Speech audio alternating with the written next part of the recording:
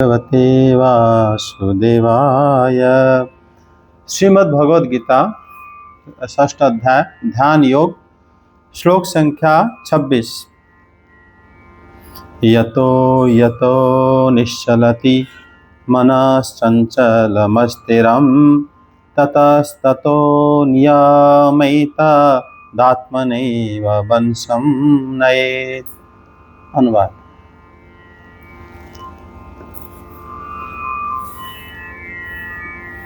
यतो यतो निश्चलयति मनश्चंचल अस्थिरम। मन या अस्थिरम मतलब अस्थिर मन। यतो यतो जैसे ही हमारा है अनुवाद तुम्हारे पास, पाठ कर लो। मन अपनी चंचलता तथा अस्थिरता के कारण जहाँ कहीं भी विचरण करता हो, मनुष्य को चाहिए कि उसे वहां से खींचे और अपने वश में लाए। यहाँ पर मनुष्य जो है, मन अगर अत्यधिक चंचल है, अस्थिर है, तो फिर स्वभावतः मन चंचल है और अस्थिर है, विषय के प्रति आकर्षित होता है। मन हमारा विषय के प्रति आकर्षित होना ये नई बात नहीं है। किसी को अच्छे वस्तु के प्रति, अच्छे खाने के प्रति आग्रह होना, अच्छे कपड़े के प्रति आग्रह हो जाना, अच्छे घर, अच्छे गाड़ी, अच्छे फोन होना, ये विषय के आकर्षित है। ये एक्चुअली क्या होता है ना, हमारा मन ही आकर्षित हो जाता है, तो फिर वो व्यक्ति ध्यान नहीं कर सकता। और वो कह रहे हैं कि भगवान यहीं पर कहते हैं कि उसको क्या करना चाहिए ना, उसको लौटा है। यतो यतो निश्चलयति मनश्चंचलम अस्थिरम ततोस्ततो नियमैस्तदात्मनैव वशं नियत। उसको बस करने के लिए वहां से लौटाने के प्रयास करना चाहिए। लौटाएंगे कैसे? अगर आप अच्छे खाते हो और मन है कि और हम अच्छे रेस्टोरेंट से लाएं या बनाएं, या आप अच्छे घर बनाने की सोच रहे हो या अच्छे कपड़े पहनने की सोच, ये जो सोच है मन में, इसको कैसे लौटाओगे? ध्यान करने, भगवान को ध्यान करना है, उसको हटा दो। जैसे अभी हम ऐसे चर्चा कर रहे थे, अगर किसी के नाम पे कुछ है, अगर आपके पास एक बहुत बढ़िया फोन है, आप उसको छोड़ के ध्यान में मग्न हो जाओगे पूरा कि पूरा भूल जाओ? ऐसा हो सकता है? नहीं हो पाएगा। आपका मन बार बार जब कोई लिया तो नहीं, वो कहां पर है ये सोचना है। जो इसलिए भगवान श्री कृष्ण हमारे बारे में पता है उनको, इसलिए बता रहे हैं जिसके पास कुछ भी है। जैसे भिखारी भी जब भीख मांगता है, उसको नीचे रखता है, जिसके ऊपर वो बैठता है, वो क्या ध्यान कर लेगा? भगवान को नहीं कर सकता, क्योंकि उसका मन जो है पैसों में रहता है। जिसके नाम पे घर है, जिसके नाम पे बैंक बैलेंस है, पैसा है, वो ध्यान कर लेगा कभी? पूरा भूल के, सब कुछ छोड़ के नहीं कर पाएगा। क्योंकि भगवान कहते हैं ये फिर कर पाते हैं कौन? ऐसा तो कोई दुनिया में नहीं होगा, पूरा निस्व है, कंगाल है, और उसके पास वास्तव में श्री कृष्ण जो है ना, वो जो अकिंचन वित्ताय, हम प्रथम स्कंद में तुम महारानी कुंती की प्रार्थना पढ़ रहे थे ना, महारानी कुंती कहते अकिंचन वित्ताय है कृष्ण। अकिंचन मतलब जिसके पास कुछ ना हो, वही श्री कृष्ण के भक्त होते हैं। तभी 10वें स्कंद में श्री कृष्ण देवी रुक्मिणी को कहते हैं कि मेरे पास तो कुछ नहीं है, क्योंकि मैं जिनका स्वामी हूं, जो मेरे भक्त हैं, उनके पास कुछ नहीं होता है। उसको कंगाल होते हैं कि उनके पास 1 रुपए तक नहीं रहता, तभी वो मेरे भक्त हो पाते हैं। अब मैं किस प्रकार अपने आप को कहूं कि मेरे पास वस्तु है, धनी हूं? मैं कुछ नहीं है मेरे पास। श्री कृष्ण बोले कि मुझे ऐसा ही भक्त पसंद है। अभी वो कह रहे हैं कि जो यतो यतो निश्चलयति मनश्चंचलम अस्थिरम, मतलब कितने दयालु हैं भगवान। वो कह रहे हैं मन अगर विषय में जाता है, आकर्षित होता है, मन को वहां से लौटाओ। लौटा के फिर दोबारा फिर स्थिर करने की कोशिश कर, फिर ध्यान करने की कोशिश कर। ऐसे कोई मन को हटा नहीं सकता। इसमें चक्रवर्ती पाद वो कहते हैं कि पूर्व जन्म में हम जैसे थे, पिछले जन्म में हम उसी हिसाब से हमें किसी घर में जन्म मिल जाता है, या तो हमें मिलता है पुरुष के रूप में, स्त्री के रूप में मिल जाता है शरीर। जीव का कोई लिंग नहीं है कि नहीं? क्योंकि जीव ना तो पुल्लिंग है ना स्त्रीलिंग है। वो अपनी कर्म के हिसाब से रूप मिल जाता है, फिर अपने आप को समझ जाता है कि मैं पुरुष हूं या मैं स्त्री हूं। ऐसा ही जीव का कोई लिंग नहीं होता। अगर होता, हो रहा होता, फिर जो मतलब जो किन्नर आदि हैं वो भी तो, उनके अंदर भी तो जीव है, वो कौन से लिंग में आएंगे? पुरुष स्त्री दोनों में नहीं आते। तो इसीलिए आप देखोगे ऐसे ऐसे मतलब बैक्टीरिया हैं जो हमें बीमारी करते हैं, वायरस हैं, वो पुल्लिंग है स्त्रीलिंग है क्या कहोगे? उसके अंदर भी तो जीव वास करता है, आत्मा रहता है उसके अंदर में भी। इसीलिए जीव का कोई लिंग नहीं होता, कोई पहचान नहीं उसका। वो तो झूठा मोटा सोचता है कि ये मैं हूं, जैसे शरीर में आ गया मैं हूं। लेकिन मनुष्य शरीर में एकमात्र जो है अच्छा यही है कि वो ये सब बात समझ पाता है, जो कि और कोई जीव जंतु जो भी इतर योनि कुछ नहीं जान पाएंगे। वो तो अपना शरीर पूरा करके मरेंगे और कुछ नहीं कर सकते। उनको सिर्फ भक्त को ही कृपा कर सकता है, इसके अलावा उनका कोई गति नहीं होता। लेकिन यहां पर शिव भगवान कह रहे हैं, चक्रवर्ती पाद कह रहे हैं कि पूर्व जन्म के संस्कार के हिसाब से हमारा मन आकर्षित होता है कोई वस्तु के प्रति। रजोगुण में मन आकर्षित हो जाता है। अगर हम पिछले जन्म में ऐसे कुछ काम करे हैं और हम इस जन्म में आके मतलब जब पैदा हो गए, हम अपने आप अपना कर्म भूमि ढूंढते हैं। जैसे बच्चा अभी छोटा है, जैसे और बड़ा हो जाएगा अपने आप वो सोच लेगा यही मेरा काम है, मैं करूंगा। क्योंकि वो अपने आप याद आ जाता है पिछले जन्म में छूटा हुआ काम, वो याद आ जाता है। हम इस जन्म में जो पूरा नहीं कर पाते हैं, आशा रहता है और उसी इच्छा से हम लोग मर जाते हैं। फिर दूसरे जन्म, पहले छोटे होते हैं, मम्मी पापा हम पालते हैं, फिर हम बड़े हो जाते हैं, फिर हम अपना सारे पिछले जन्म की जैसे संस्कार होगा। इसीलिए आप देखोगे बहुत सारे लोग मतलब वो कबाड़ी वाला बन जाते हैं, सोचते हैं इसमें ज़्यादा पैसा है पैसा। कूड़ा उठाने वाले वो भी कहते हैं हम ये उठाएंगे क्योंकि उसमें ज़्यादा पैसा है। कोई लोग वो ना करके मतलब चाहता है कि मैं मतलब बच्चों को किताब बेचूंगा, कोई चाहता है कि मैं पूजा करूंगा, कोई चाहता है कि मैं लॉयर बनूंगा, कोई सबका चाह देखो अलग अलग, किसी एक चाह नहीं करता। कोई भी करता है, कोई एक ही स्कूल में सब पढ़ते हैं लेकिन काम अपना अपना ढूंढ लेते हैं। ये पिछले जन्म के संस्कार के हिसाब से होता है। यही बात विश्वनाथ चक्रवर्ती ठाकुर बताते हैं कि जैसे ही हमारा मन जैसे जैसे आकर्षित होता है, फिर हम क्या करना चाहिए? अगर हम भगवान को ध्यान करना चाहते हैं तो हमारा मन जो है वहां से हटाना पड़ेगा, विषयों से हटाना पड़ेगा। जैसे अभी हम चर्चा कर रहे थे कि विषयों से मन को हटाना मतलब ऐसे असंभव है। कैसे हटाओगे मन को विषय से?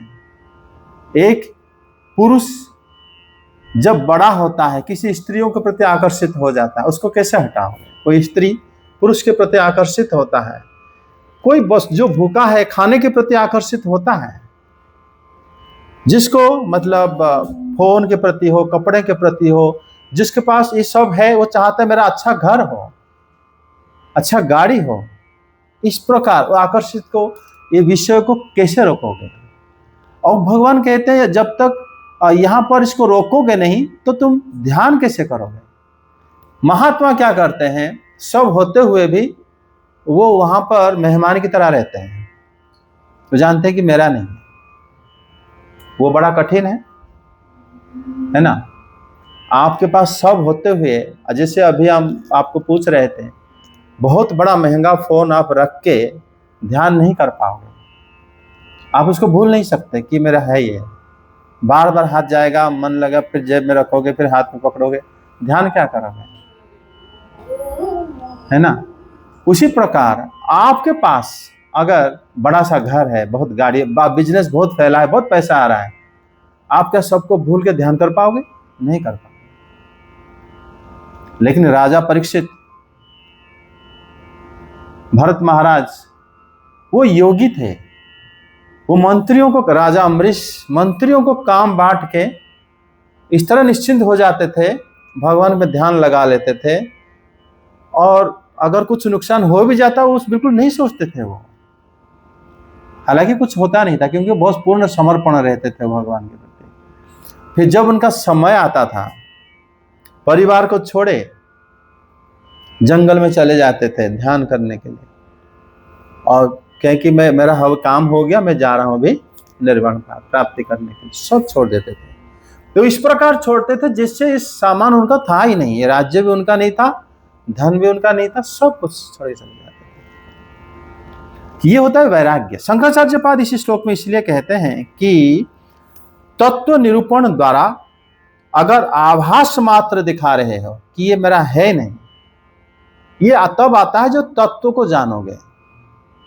भगवत तत्व को जो हम जानते हैं, तब हमें लगेगा कि ये मेरा है ही नहीं, क्योंकि मेरा जो शरीर दिख रहा है ये मेरा नहीं है। जो वस्तु मैं देख रहा हूं वो सारा मिथ्या ही है। जगत मिथ्या नहीं है। जगत का जो पृथ्वी, जल, आकाश, वायु मिथ्या नहीं है, लेकिन जो रूप मिला है हमें, ये अवश्य मिथ्या है। जो घर बनाया गया है वो मिथ्या है, क्योंकि वो रहेगा नहीं हमेशा। वो मतलब सोचो कि पहले जमाने में इस जगह में कितने राजा आए गए, कितने बड़े बड़े लोग आए गए, आज उनका नामो निशान नहीं है इस जगह में, है। उसी तरह हम भी निकल जाएंगे। जो तत्व निरूपण द्वारा जो पता चलेगा कि वस्तु ऐसे ही क्षणस्थायी है, तब शंकराचार्य पाद बताते हैं कि फिर वैराग्य भावना से ही, जब तक वैराग्य नहीं आएगा, वैराग्य मतलब जानते हो ना, आसक्त के उल्टा को वैराग्य कहते हैं। अगर कोई वस्तु ज्यादा आसक्त हो, वो आप हो गए आसक्त। अगर उसके प्रति अनासक्त हो तो आप हो गए वैराग्य, आपको कोई लेना देना नहीं है। तो वैराग्य अगर भावना आपके मन में आता है, तो फिर आप ऐसे बार बार कोशिश करके मन को हटा सकते हो। नहीं तो मन को हटाना असंभव व्यापार है। और वैसे भी मन को कोई कहेगा हम क्यों हटाएं, मेरा मन है, मैं चाहता हूं, क्यों हटाऊंगा मैं मन को। ये बात वो तो भौतिकवादी होगा, लेकिन जो आध्यात्मिकवादी है, 6ठ अध्याय में भगवत गीता में श्री कृष्ण बता रहे हैं, जो व्यक्ति आके मुझे ध्यान करना चाहता हो, मुझे, जैसे हमें गुरु की मंत्र मिला है, और वहां पर जो माताजी लोग हैं, काफी लोग दीक्षा कोई ले चुके हैं। आप लोगों में से कोई दीक्षा लिया होगा। दीक्षा जब लेते हैं उस समय ध्यान करने के लिए बोला जाता है। नाम तो जाप करते हैं, नाम जप करते समय हम लोग भागवत की लीला, भगवान की लीला को याद करते हैं ऐसे। लेकिन जब हम मंत्र जाप करते हैं तो ध्यान करते हैं। वो मंत्र मतलब भगवान को ध्यान करते हैं जो मंत्र के रूप में अपने आप हमें दिखाई देते हैं, उन्हीं को। तो ध्यान जब करोगे सब भूलोगे तब ना ध्यान करोगे। अगर आप सब याद है तो किस प्रकार ध्यान करोगे? आप नहीं कर पाओगे। तभी यहां पर श्री भगवान कहते हैं कि अगर आपका विषय से आकर्षित आप हो, चंचल मन अगर अस्थिर है, तो बार बार आप क्या करो, वहां से मन को हटा दो। मन को अगर हटा दोगे तो फिर तुम ध्यान कर पाओगे। समझे? श्रीधर स्वामी पाद इसी श्लोक में बताते हैं कि जो ऐसा अगर हम करेंगे तो हमारा जो मन विचलित जब अगर बार बार हो जाता है, हम प्रत्याहार करना चाहिए। एवं अपि रजोगुण वसाद यदि मनः प्रचलित तारहि पुनः प्रत्यारोहेण वशीकुर्यादित्यः। भगवान कह रहे हैं कि अगर बार बार प्रत्यारोहण करो। प्रत्यारोहण मतलब छोड़ दो, अगर नहीं हुआ फिर दोबारा कोशिश करो, फिर छोड़ दो, फिर दोबारा कोशिश करो। ये भगवान बता रहे। कोशिश से हार नहीं होता, हम कोशिश तो करना चाहिए। सर जैसे माला नहीं करते कि वजह से होता है कि हर टाइम माला जप रहे हैं, जैसे कुछ हो रहा है तो बात कर ले रहे, फिर माला जप रहे हैं, बात कर ले रहे हैं, तो ये सही है? नहीं है एक टाइम ध्यान में बैठ जाओ फिर अपने काम करो। ऐसा। लेकिन वैसा ना करने के, अगर बिल्कुल नहीं कर पा रहे हो तो जैसे भी वो कर लो, भगवान के नाम तो ले लो। इस जन्म में ना आए तो अगले जन्म में कोई ना कोई तो कुछ तो हो ही जाएगा। नाम में शक्ति रहता है। भगवान के नाम अगर हम मन में नहीं कर पा रहे हैं, अच्छे से नहीं कर पा रहे हैं, तो फिर भी वो फल देता है। संकेत करके बोलने से भी फल देता है। नाम में पूर्ण शक्ति है, ऐसा भगवान मतलब बताए हैं।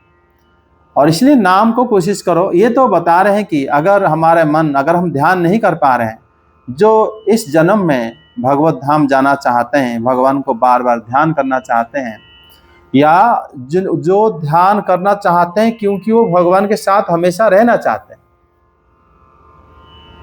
ध्यान का मतलब क्या हुआ? आप कोई वस्तु को जब ध्यान करते हो, ध्यान मतलब आप कुछ चीज देख के आए, आपका मन से वो हट नहीं रहा, बार बार सोच आ रहा है, वो ध्यान हो गया आपका। आप भले ही खाना खा रहे हो लेकिन आप सोच उसको रहे हो, वो ध्यान हो गया। उसी तरह जो भगवान के साथ जुड़ना चाहता है, अगर विषय के साथ जुड़ेगा तो भगवान के साथ नहीं जुड़ पाएगा। यही भगवान कह रहे हैं, क्योंकि भगवान कोई विषय नहीं है। समझे? जिस प्रकार हम एक आम को देखा, देखकर हम आम का स्वाद नहीं कह सकते, ठीक है? देखकर हम आम का जो मतलब नरम है, टाइट है, नहीं कह सकते। कह पाएंगे? नहीं कह पाएंगे। मतलब एक वस्तु का जब हम ग्रहण कर रहे हैं, शब्द, स्पर्श, रूप, रस, गंध, हम किसी एक के जरिए पता नहीं लगा पाएंगे कि इसके अंदर है क्या।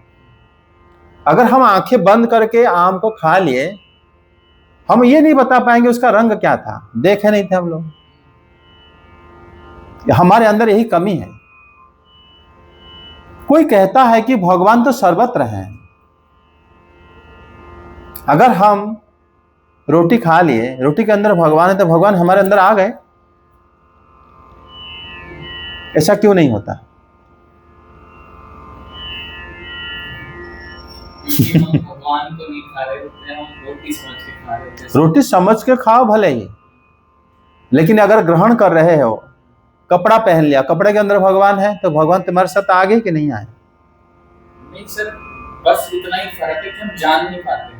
अगर जान जाए तो है, नहीं जाने तो नहीं। वास्तव में हम भगवान को ग्रहण नहीं कर पाते हैं। क्यों? जो अभी आम के बारे में हम कह रहे थे, आम को देखकर हम स्वाद नहीं ग्रहण कर पा रहे हैं, जबकि हम देख रहे हैं, उसका रस नहीं बता पा रहे हैं, क्योंकि उसको रस के लिए दूसरा इंद्रिय हमारा है, वो बताएगा रस क्या है, जीभ बताएगा। हम देख, आंखें नहीं बता पाएगा। उसका खुशबू जानना है, नाक बताएगा, आंखें नहीं बता पाएगा। अगर आप श्री कृष्ण को, जो परमात्मा के रूप में सर्वत्र विद्यमान है, उसको अगर ले भी लोगे तो उसको डिक्टेट कौन करेगा? कौन सा इंद्रिय डिक्टेट करेगा श्री कृष्ण को? कोई है ही नहीं। अगर आप एक आम को डिक्टेट करने के लिए, चखने के लिए आपको जीभ चाहिए, उसको खुशबू के लिए नाक चाहिए, कृष्ण को तुम अगर ले भी लोगे, किससे डिक्टेट करोगे? क्योंकि हमारा विषय वो नहीं है, हमारा विषय, हमारा ऑब्जेक्ट वो नहीं है। हम जो देखते हैं वो श्री कृष्ण हो नहीं सकते। हम जो चाखते हैं वो भी नहीं, क्योंकि वो विषय है वो। समझे? हम जो छूते हैं वो कृष्ण नहीं हो सकते, हम उनको छू नहीं पाएंगे। श्री कृष्ण विषय से भिन्न रहते हैं, यही रहते हैं, विषय से भिन्न रहते हैं। फिर इसीलिए विषय जब तक नहीं हटाओगे तो उनको तुम कैसे ग्रहण करोगे? इसीलिए भगवान बता रहे हैं, ऐसा नहीं बता रहे हैं, वो बता रहे हैं कि विषय से जिसका मन चंचल है उसको बार बार विषय को क्या करना चाहिए, हटा के कोशिश तो करना चाहिए। विषय से जब तक मन नहीं हटेगा तो श्री भगवान मन में आते हैं। ठीक है, मन में आते नहीं है, प्रकट होते हैं।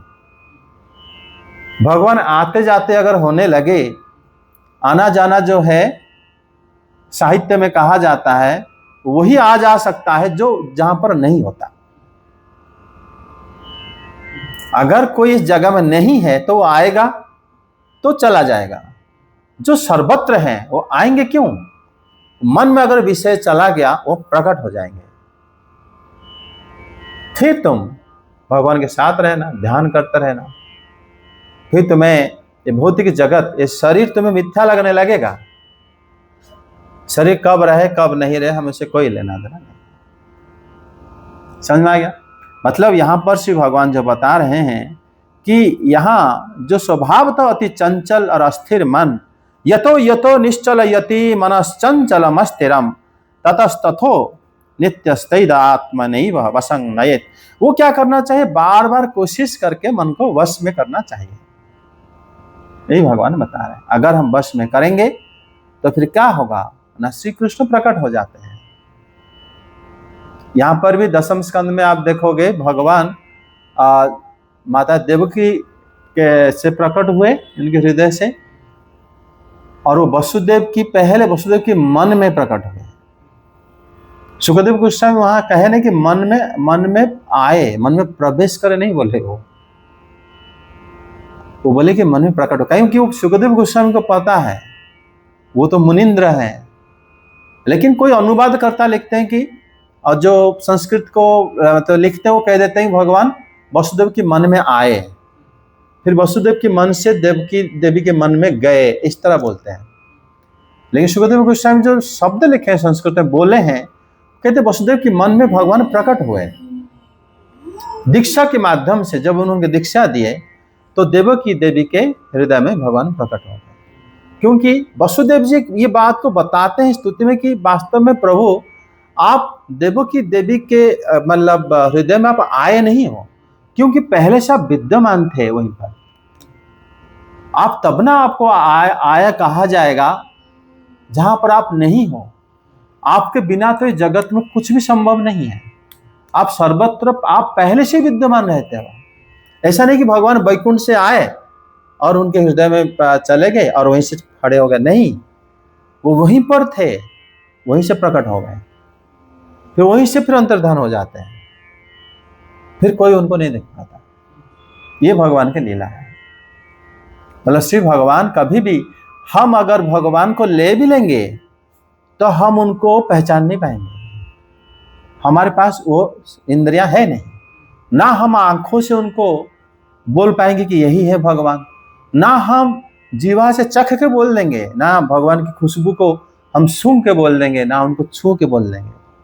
हमारे पास ऐसा इंद्रियां ही नहीं है। इसलिए भगवान के एक नाम है अधोक्षज, मतलब जो हमारी इंद्रियां से पता नहीं लगा सकते, इसलिए उनका नाम है अधोक्षज। श्री कृष्ण के नाम है। समझ में आया? तो इसलिए यहां पर बता रहे हैं कि बार बार अगर मन विषय से नहीं होता, हटता नहीं है, विषय से मन को हटा दो और कोशिश करो उसके लिए। सत्संग करो, गुरु की आज्ञा लो, फिर उसी में फिर धीरे धीरे अपने सारे विषय को ऐसे हटाओ जैसे अम्बरीश महाराज थे। हाँ, हम अपने नाम पे कुछ नहीं रखना चाहिए, ग्रेजुअल ऐसे हालत हो जाना चाहिए।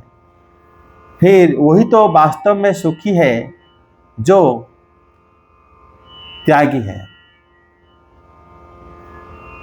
समझे? जो सन्यासी है वो सुखी है। जैसे यहाँ पर वो बता रहे हैं कि सन्यासी मतलब क्या होता है, गुरु से मंत्र लिए और चल दिए, और कोई जरूरत नहीं उनको, कुछ भी सामान की जरूरत नहीं। आजकल की सन्यासी नहीं, पहले मंत्र लेने के लिए पहले टेलर के पास जाके कपड़े सिलाना पड़ेगा, सन्यासी ये पहनते हैं, वो रखना पड़ेगा, फिर ये सब सन्यासी नहीं होता। मैंने तो सब छोड़ दिया हो। गुरु से मंत्र लिए शमशान चले जाओ, जो कपड़ा लो, मरे हुए लोगों का कपड़ा फेंक देते हैं, लपेट लो, निकल जाओ, आपका खाना पीना जो मिलेगा भगवान आपको देंगे। ऐसे अगर वैराग्य रहोगे तो आप ध्यान नहीं करोगे तो क्या करोगे? आप तो सीधा सीधा बैठते ही भगवान दर्शन देते, क्योंकि विषय से हट गए आप। लेकिन अगर हम आसक्त रहते हैं विषय से, फिर हम भगवान को ध्यान नहीं कर सकते। श्लोक का अर्थ समझ में आ गया? सर नहीं रखते हैं सर, भगवान को हम इंद्रियों से नहीं जान सकते, तो भगवान को अनुभव करने का तरीका क्या है? वैराग्य, मन को विषय से हटने से अपने आप अनुभव हो जाते हैं। तो वो हमारे मन में प्रकट होता है। हाँ, मन प्रकट होता है, मन ही देखता है। हाँ, तो फिर हमारे सारे इंद्रियां उनको धीरे, फिर उन्हीं की कृपा से समझ जाता है। और सर वो प्रकट कभी भी आंखों के सामने नहीं होते, वो मन में ही होते हैं। और सर जैसे आपने कहा, ध्यान करने के लिए मन को विषय से हटाना ही पड़ेगा, पर ये होगा कैसे? यही से होगा, वैराग्य से होगा।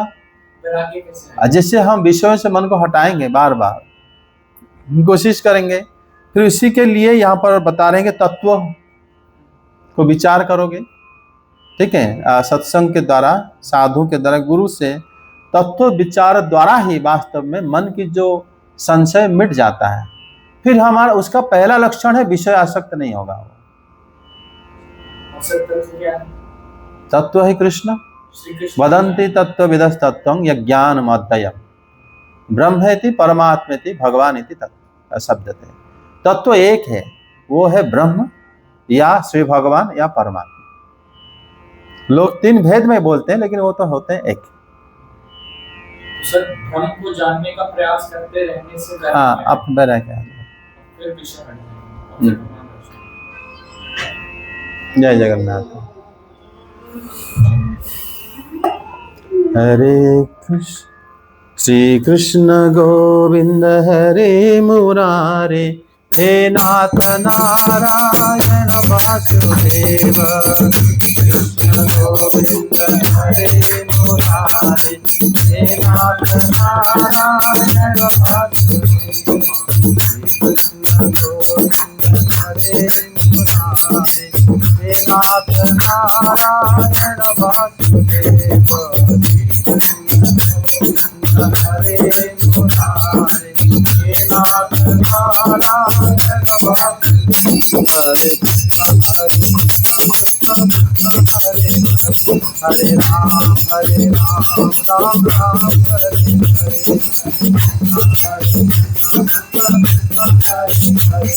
हरे राम राम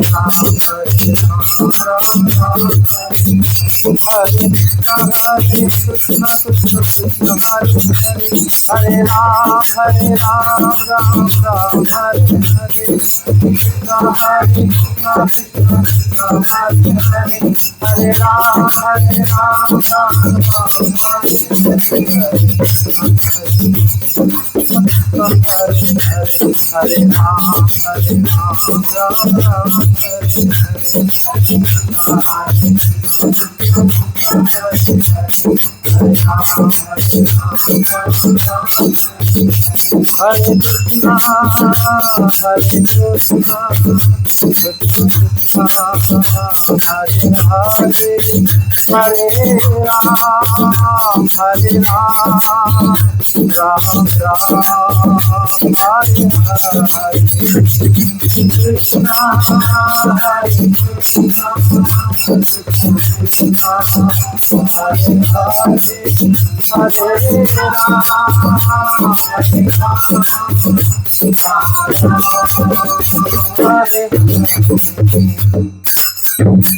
हरे नाम संकीर्तन की जय हो।